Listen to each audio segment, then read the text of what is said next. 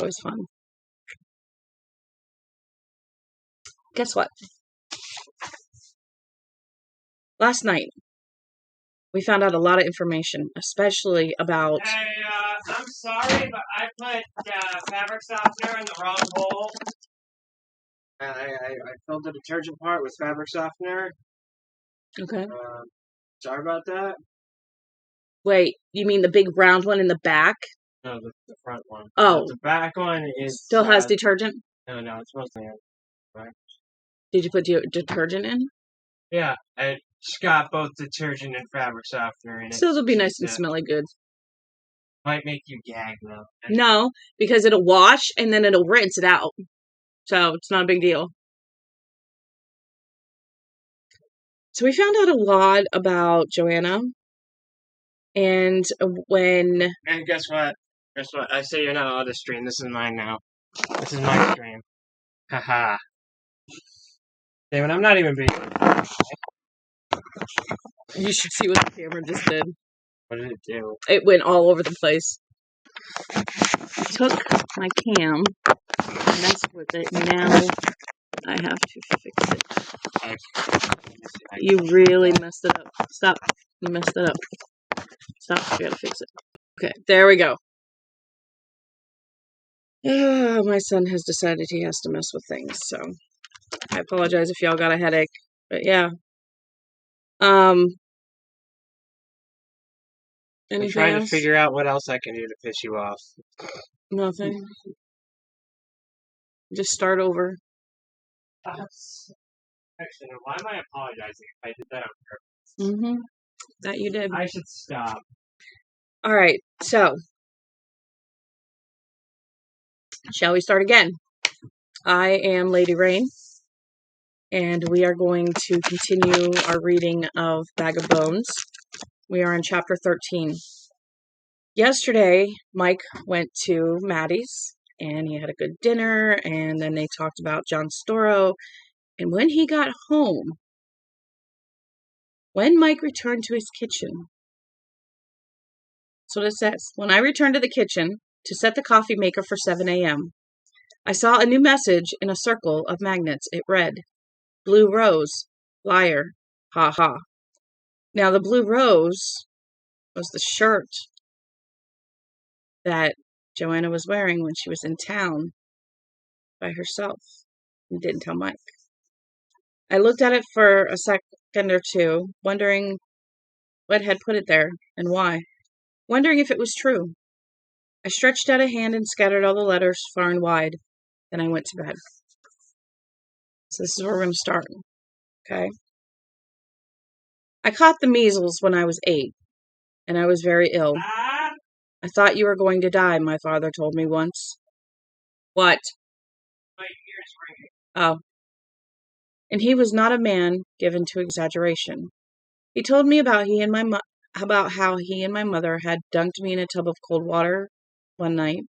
Both of them, at least half convinced the shock of it would stop my heart, but both of them completely convinced that I'd burned up before their eyes if they didn't do something. I had begun to speak in a loud, monotonous, discursive voice about bright figures I saw in the room. Angels came to bear me away, my terrified mother was sure. And the last time my father took my temperature before the plunge, he said that the mercury on the old Johnson & Johnson rectal thermometer had stood at 106 degrees. After that, he said, he didn't dare take it anymore. I don't remember any bright figures, but I remember a strange period of time that was like being in a funhouse corridor with several different movies, where several different movies are showing at once. The world grew elastic, bulging in places where it had never bulged before, wavering in places where it had always been solid. People, most of them seeming impossibly tall, darted in and out of the room on scissoring, cartoonish legs. Their words all came out booming, with instant echoes. Someone shook a pair of baby shoes in my face. I seem to remember my brother Siddy sticking his hand into his shirt and making repeated arm fart noises.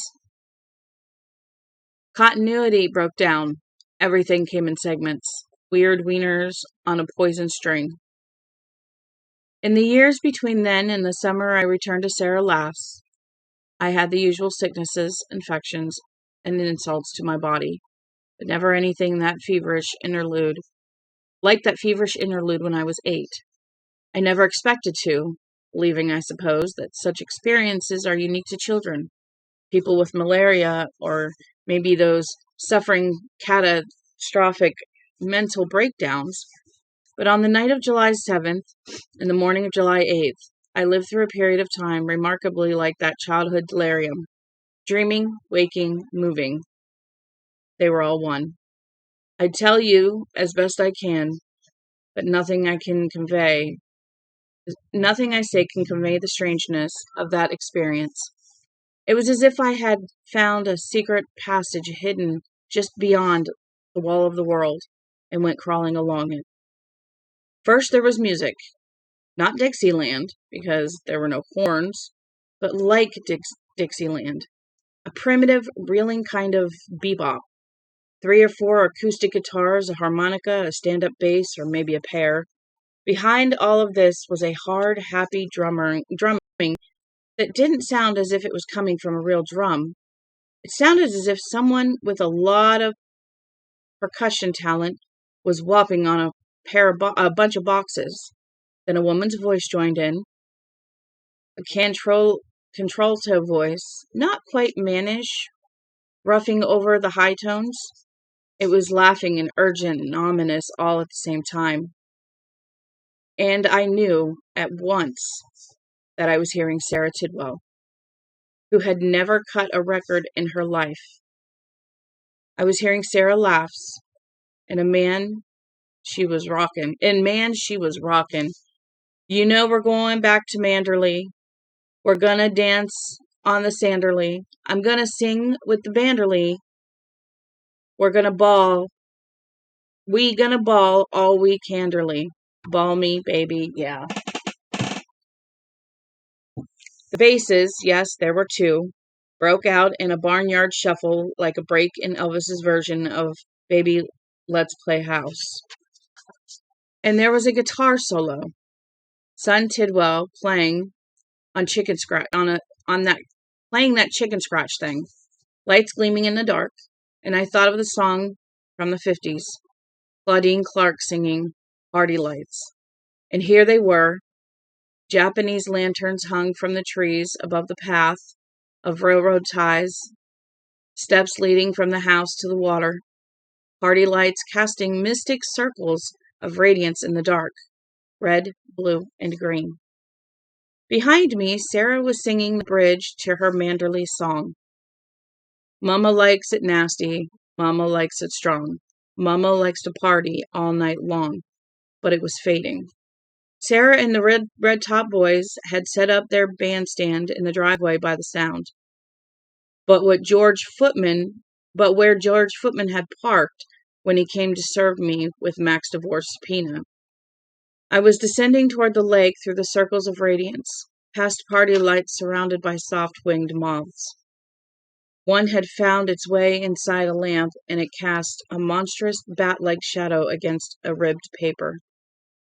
The flower boxes Joe had put beside the steps were full of night-blooming roses. In the light of the Japanese lantern, they looked blue. Now the band was only a faint murmur. I could hear Sarah shouting out the lyric, laughing her way through it as though it were the funniest thing she'd ever heard. All that Manderley, Sanderley, Canderley stuff. But I could no longer make out the individual words. Much clearer was the lap of the lake against the rocks at the foot of the steps, the hollow chunk of the canisters under the swimming float, and the cry of the loon drifting out of the darkness.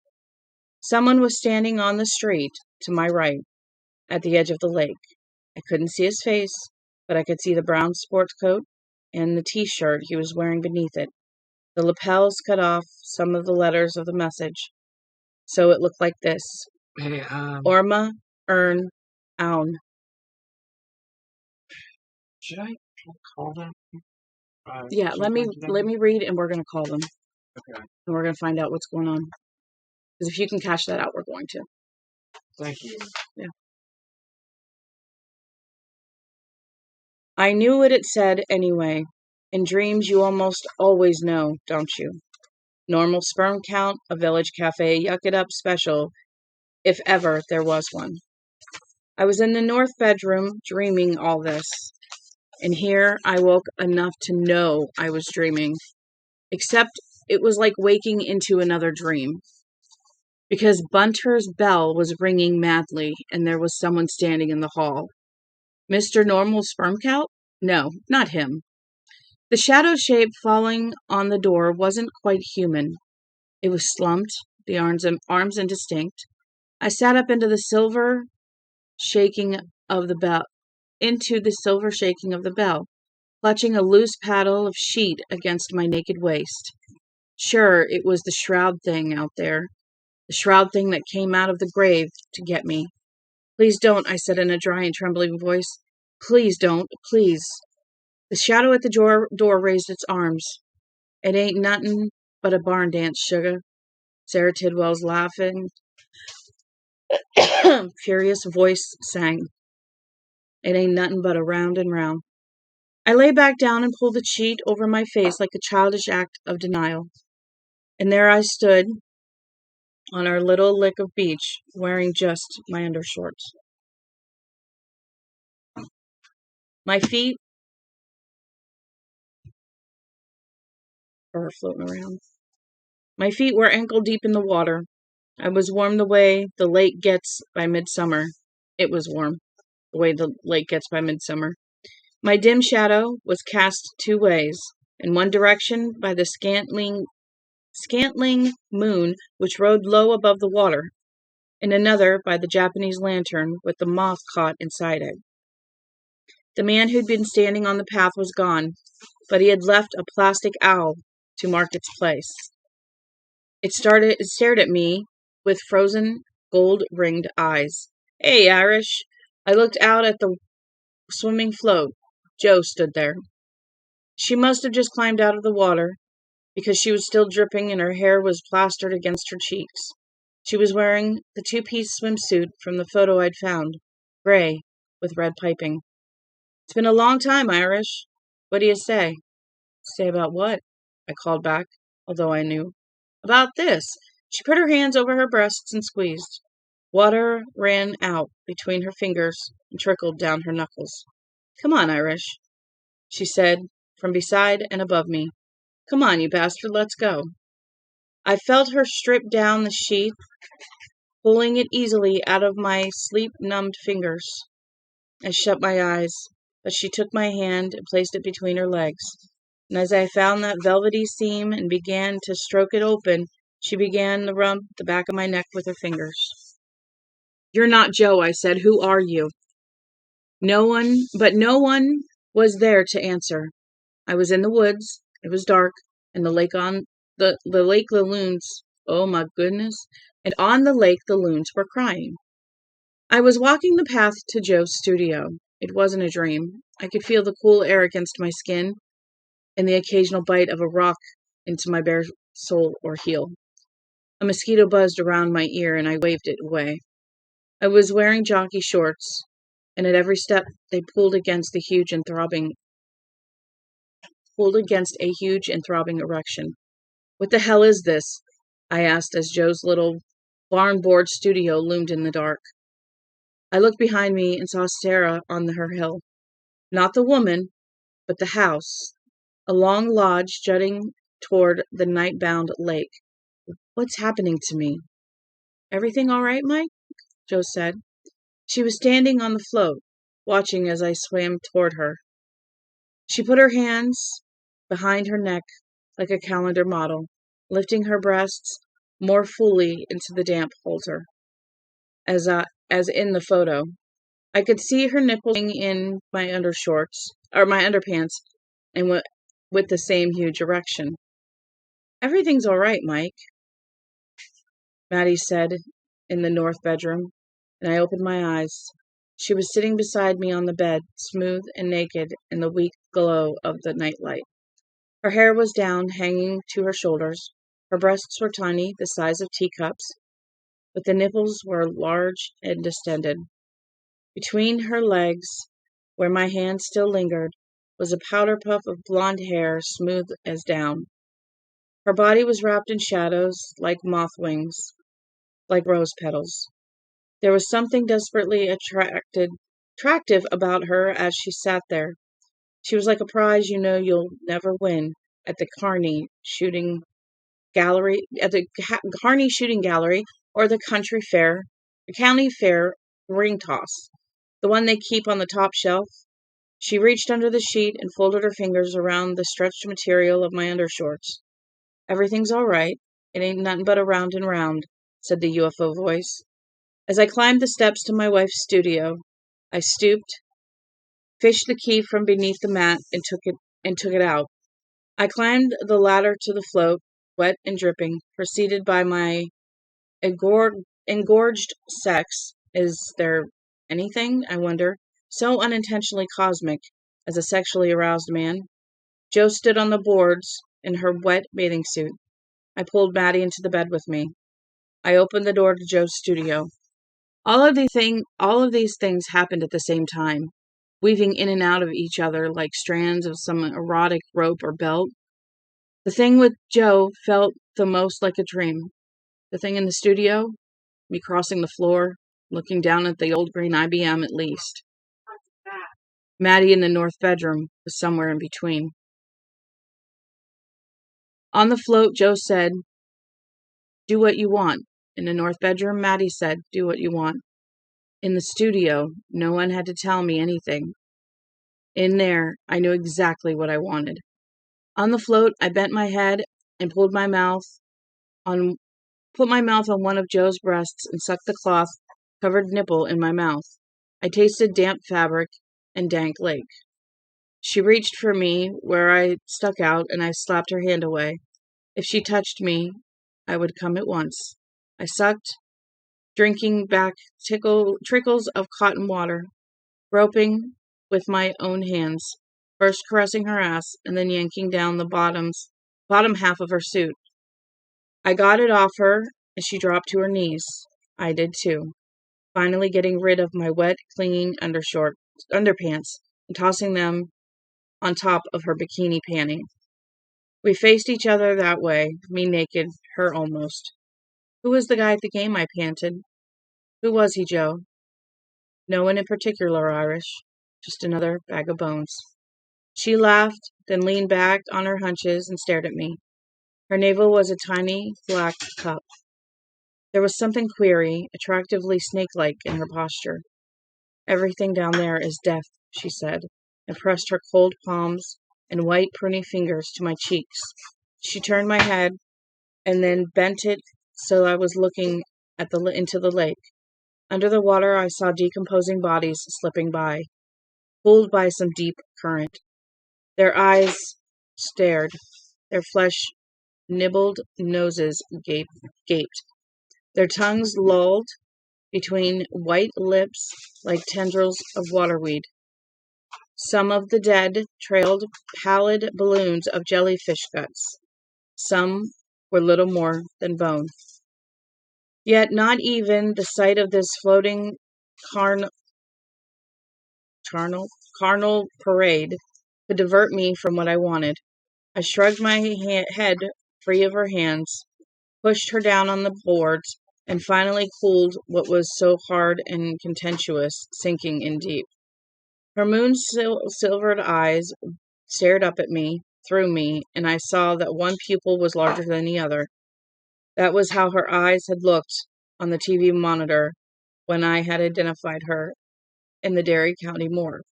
She was dead. My wife was dead. And I was fucking her corpse. Nor could even the realization stop me. Her corpse.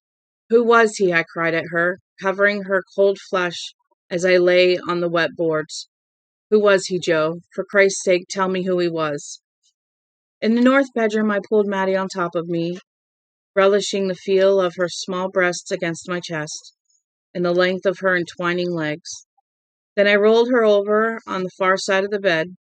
I felt her hand reaching for me, and I slapped it away. If she reached for me where she meant to touch me, I would come in an instant. Spread your legs, hurry, I said, and she did. I closed my eyes, shutting out all the other sensory input in favor of this. I pressed forward, then stopped. I made one little adjustment, pushing at my engorged penis with the side of my hand, then rolled my hips, and slipped into her like a finger in a silk-lined glove. She looked up at me, wide-eyed, then put her hand on my cheek and turned my head. What the fuck is happening? He's dreaming. Put a hand on my cheek and turned my head. Everything out there is death, she said, as if only explaining the obvious. In the window I saw Fifth Avenue between 15th and 16th. All those trendy shops, Bajan and Bally, Tiffany and Bergdorf's, and Steuben Glass. And here came Harold Oblonsky, northbound and swinging his pig-skin briefcase, the one Joe and I had given him for Christmas the year before she died. Beside him, carrying the Barnes & Noble bag by the handles, was the bountiful, beauteous Nola, his secretary. Except her bounty was gone. This was a grinning, yellow-jawed skeleton in a Donna Karan suit and alligator pumps. Scrawny, beringed bones, instead of fingers, gripped the bag handles. Harold's teeth jutted in his usual agent's grin, now extended to the point of obscenity. His favorite suit, the double-breasted charcoal gray from Paul Stewart, flapped on him like a sail in a fresh breeze. All around them, on both sides of the street, walked the living dead. Mommy mummies leading baby corpses by the hand or wheeling them in expensive prams. Zombie doormen, reanimated skateboarders. Here a tall black man with a last few straps of flesh hanging from his face, like cursed deer hide, walked his skeleton Alsatian. What? Here a tall black man with a last few strips of flesh hanging from his face like curd deer hide walked his skeleton Alsatian. Okay. You gotta be kidding me. Ugh. I gotta find my halls. Looking down from the passing buses were skulls, each wearing its own version of Harold's grin.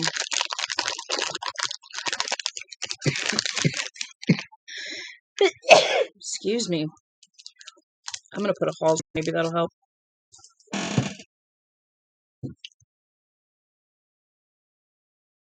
All right.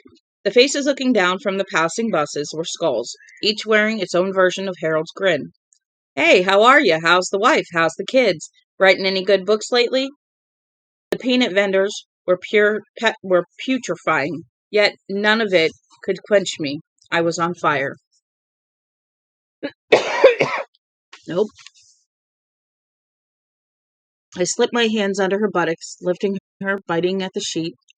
The pattern I saw with no surprise was blue roses, until I pulled it free of the mattress to keep from biting her on the neck, the shoulder, the breasts, anywhere my teeth could reach.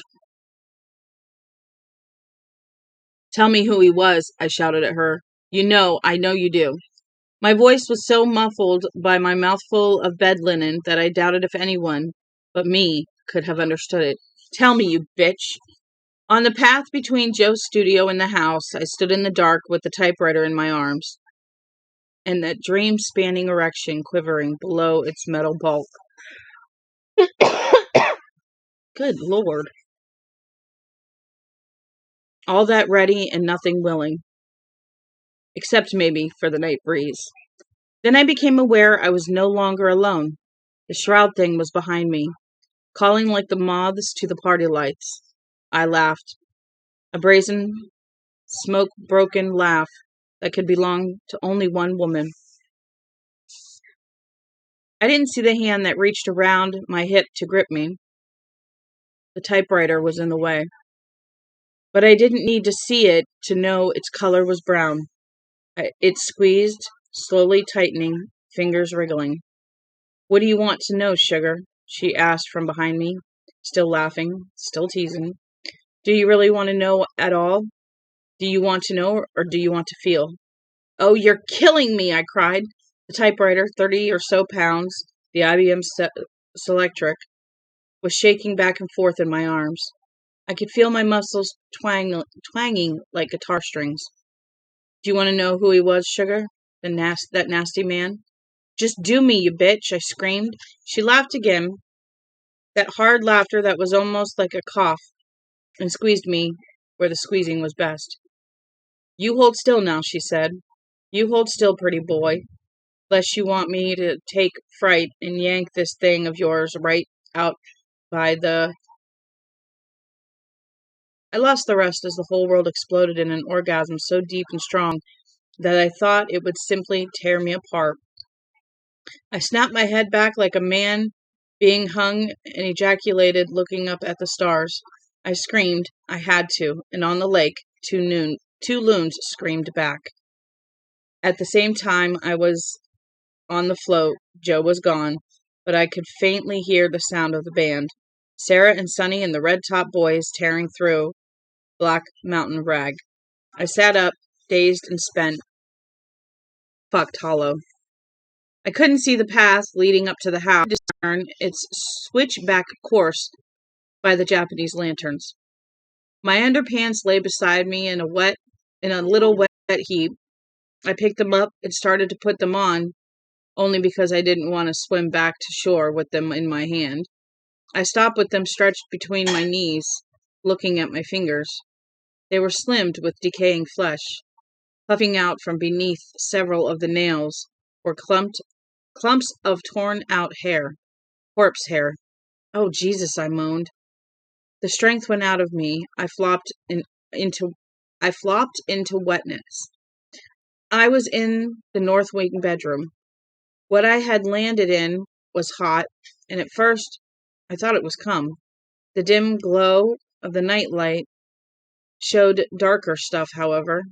Maddie was gone, and the bed was full of blood. Lying in the middle of that soaking pool was something that I first glanced took as a clump of flesh or a piece of organ. I looked more closely and saw it was a stuffed animal, a black furred object matted red with blood. I lay on my side looking at it, wanting to bolt out of the bed and flee from the room, but unable to do it. My muscles were in a deep swoon. Who had I really been having sex with in this bed? And what had I done to her? In God's name, what? "I don't believe these lies," I heard myself say, and as though it were an incantation, I was slapped back together. This isn't exactly what happened, but it's the only way of saying that seems to come close to whatever did. There were 3 of me, one on the float, one in the north bedroom, one on the path, and each one felt that hard slap, as if the wind had grown a fist. There was a rushing blackness, and in that shaking of the steady silver shaking of Bunter's bell. Then it faded, and I faded with it. For a little while, I was nowhere at all. I came back to the casual chatter of birds on summer vacation, and to that peculiar red darkness that means the sun is shining through your closed eyelids.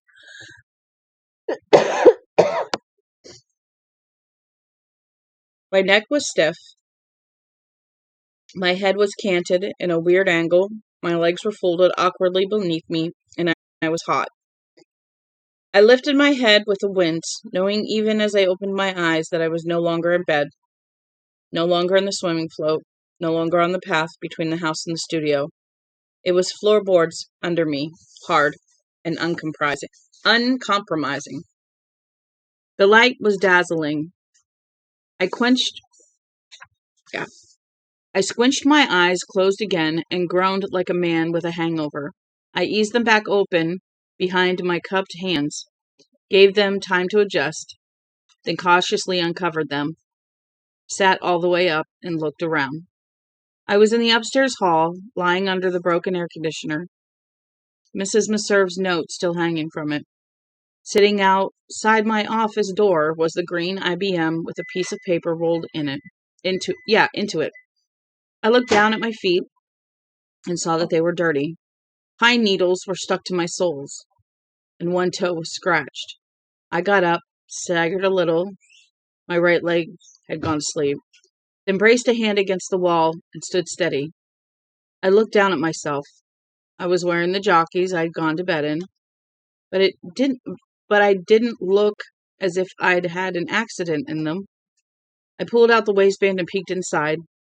My cock looked as it usually did, soft and small, or small and soft, curled up and asleep in its thatch of hair.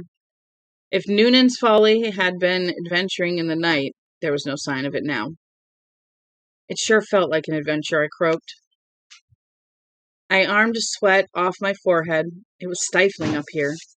Not the kind I ever read about in the Hardy Boys, though.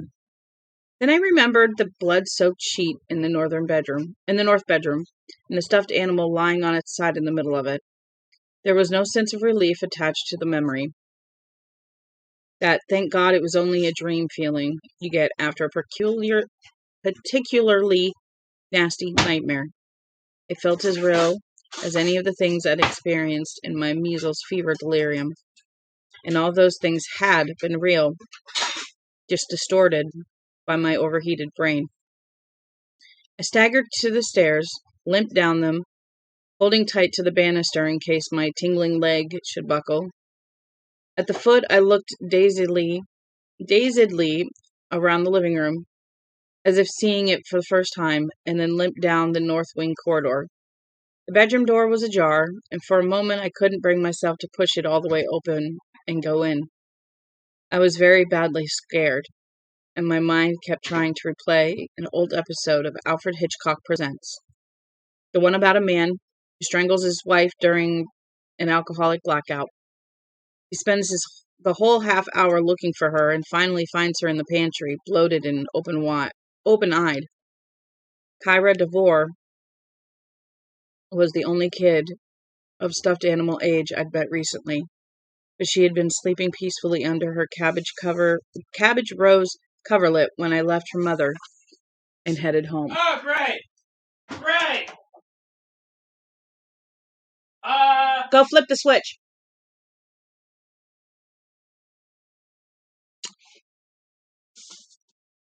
When I headed home. It was stupid to think I had driven all the way back to Wasp Hill Road, probably wearing nothing but my jockeys. That I had, raped the woman? Brought the kid here in my sleep? I got the typewriter in my sleep, didn't I? It's sitting right upstairs in the goddamn hallway. Big difference between going 30 yards through the woods and 5 miles down the road to... I wasn't going to stand out here listening to those quarreling voices in my head. If I wasn't crazy, asshole would probably send me there. And by the expression, I reached out and pushed the bedroom door open. For a moment, I actually saw a spreading octopus pattern of blood soaking into the sheet. That's how real and focused my terror was. What were you doing? Were you making toast? No, I was looking in the fridge for more shit to eat. Wait, seriously? Yeah. So the microwave's not on, the toaster's not on, nothing's on over there. Yeah. Huh. Okay. Then I closed my eyes tight, opened them, and looked again. The sheets were rumpled, the bottom one mostly pulled free. I could see the quilted satin hide of the mattress. One pillow lay on the far edge of the bed. The other was scrunched down at the foot. A throw rug, a piece of Joe's work, was askew, and my water glass lay overturned on the night table. The bedroom looked as if it might have been the site of a brawl or an orgy, but not a murder. There was no blood, and no little stuffed animal with black fur. I dropped to my knees and looked under the bed. Nothing there, not even dust kitties, thanks to Brenda Meserve. I looked at the ground sheet again, first passing a head over its rumpled topography, then pulled it back down and resecuring the elastic. If women Medal of Freedom, or if women gave out the Medal of Freedom instead of a bunch of white politicians who never made a bed or washed a load of clothes in their lives, the guy who thawed up fitted sheets would undoubtedly have gotten a piece of that tin by now in a rose garden ceremony. With the sheet pulled taut, I looked again. No blood, not a single drop. There was no stiffening patch of semen either. The former I hadn't really expected, and so I was already telling myself. But what about the latter? At the very least, I'd had the world's most creative wet dream, a triptych in which I had screwed 2 women and gotten a hand job from a third, all at the same time. I thought I had that morning after feeling too, the one you get when the previous night's sex had been of the head-bursting variety. But if there had been fireworks, where was the burnt gunpowder?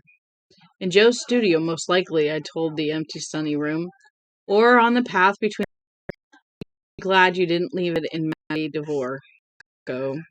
An affair with a post-adolescent you don't need. A part of me disagreed. A part of me thought Maddie DeVore was exactly what I did need. But I didn't have sex with her last night. I had sex with my dead wife out on the swimming float or gotten a hand job from Sarah Tidwell. Now that I saw I hadn't killed a nice little kid either, my thoughts turned back to the typewriter. Why had I gotten it? Why bother?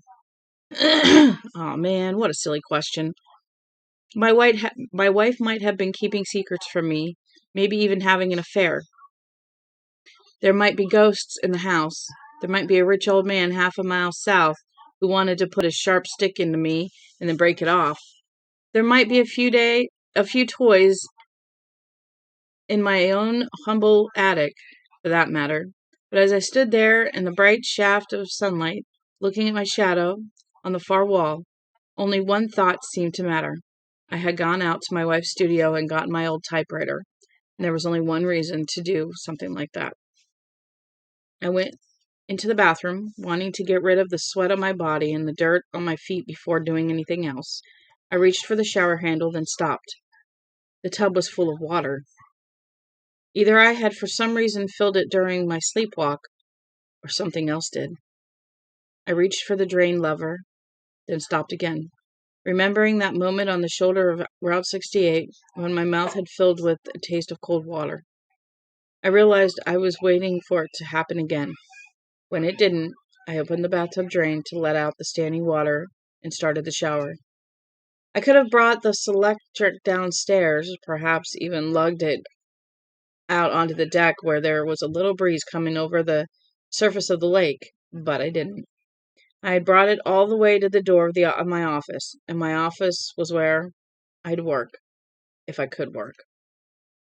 I'd work in there even if the temperature beneath the roof peak built to 120 degrees, which by 3 in the afternoon, it just might.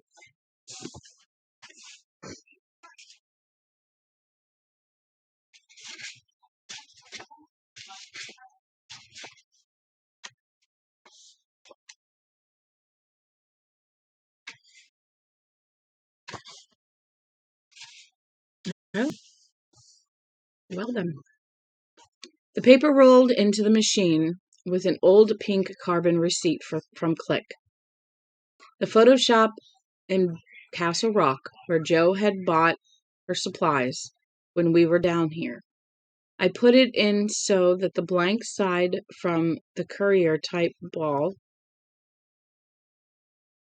Oh, I put it so that the blank side faced the courier-type ball. On it, I had typed the names of 3... Why am I still hungry? I feel like I haven't stopped eating. On it, I typed the names of my little harem. Drink some water, as if I'd tried in some struggling way to report on my 3-faceted dream even while it was going on. Joe, Sarah, Maddie. Joe, Sarah, Maddie. Maddie, Sarah, Joe, Joanna, Sarah, Did you hear Joe, that? Maddie, Sarah, Joe. Go check it. Just fell in the basement. Go check it. So, am I the only one that drinks this? Guess what? Red Rod. Probably.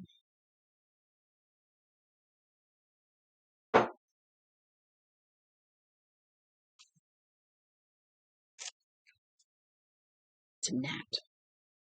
Below this, in lowercase, normal sperm count, sperm normal, balls rosy. I opened the office door, carried the typewriter in, and put it in its old place beneath the poster of Richard Nixon. I pulled the pink slip out of the roller, balled it up, and tossed it into the wastebasket. Then I picked up the Selectrix plug and stuck it into the baseboard socket. My heart was beating hard and fast, the way it had when I was 13 and climbing the ladder to the high board at the Y pool. I had climbed that ladder 3 times when I was 12, and then slunk back down it again. Once I turned 13, there could be no chickening out. I really had to do it. I thought I'd see a fan hiding in the far corner of the closet, behind the box marked gadgets. I started in that direction, then turned around again with a ragged little laugh. I'd had moments of confidence before, hadn't I? Yes. And then the iron boards that clamped around my chest. Then the iron bands had clamped around my chest. It would be stupid to get out the fan and then discover I had no business in this room after all. Take it easy, I said. Take it easy. But I couldn't. No, that narrow-chested boy in the ridiculous purple bathing suit had been able to take it easy when he walked to the end of the diving board. The pool so green below him. The upraised faces of the boys and girls in it so small. Oh, I bent to... that! Can you stop? No, because I'm pretty sure I just heard the basement door open. I went to one of the drawers on the right side of the desk and pulled so hard it came all the way out. Maybe there's a ghost in my basement. I got my bare foot out of its landing zone just in time and barked a gust of loud, humorous laughter. What? I bent to one of the drawers on the right side of the desk and pulled so hard that it came out all the way. Oh, the drawer came all the way out. And he moved his foot. Okay. Okay, and not that, but I definitely heard a door open. Ghosts. Ghosts aren't real. Humorous laughter. There was half a ream of paper in the drawer. The edges had that faintly crispy look paper gets when it's been sitting for a long time. I no more than saw it before remembering. I had brought my own supply, stuff a great deal fresher than this. I left it where it was and put the drawer back in its hole. It took several to get it on its tracks. My hands were shaking. At last I sat down in my desk chair, hearing the same old creaks as it took my weight and the same old rumble of the casters as I rolled it forward, snugging my legs into the knee hole. Then I sat facing the keyboard, sweating hard, still remembering the high board at the Y, how springy it had been under my bare feet as I walked its length, remembering the echoing quality of the voices below me, remembering the smell of chlorine and the steady low throb of the air exchangers. For wung, as if the water had been its own, had its, oh Lord, as if the water had its own secret heartbeat.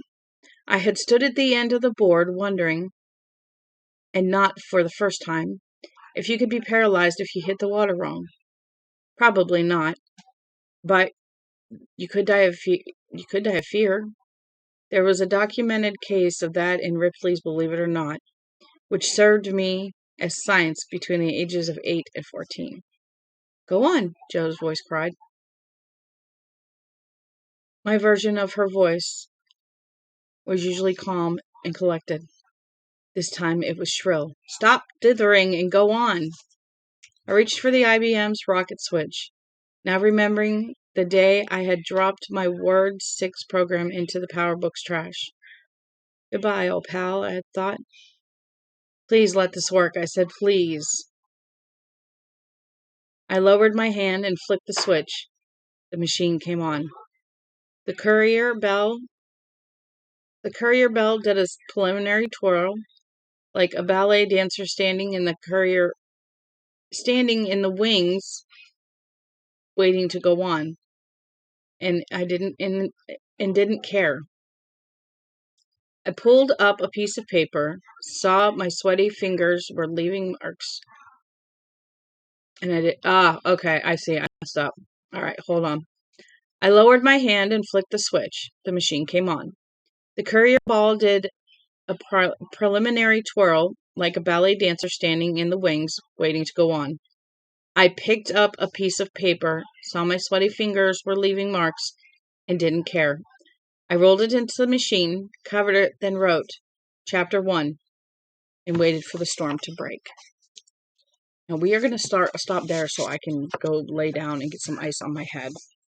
We will do 14 and possibly 15 tonight on the condition that my head stops hurting. So I do apologize that this video is so short. I know the beginning had like probably a good 20 minutes of bull crap. So I do apologize, but hopefully I will see you guys tonight. I'm going to go try to take care of this headache. It's sinuses. It's just right here. So I know it's sinuses. I'm going to go see if I can take care of it. And I will talk to y'all soon. Thank you for following. I love that you sat and watched with me. I really appreciate it. And I will talk to y'all soon. All right? Bye.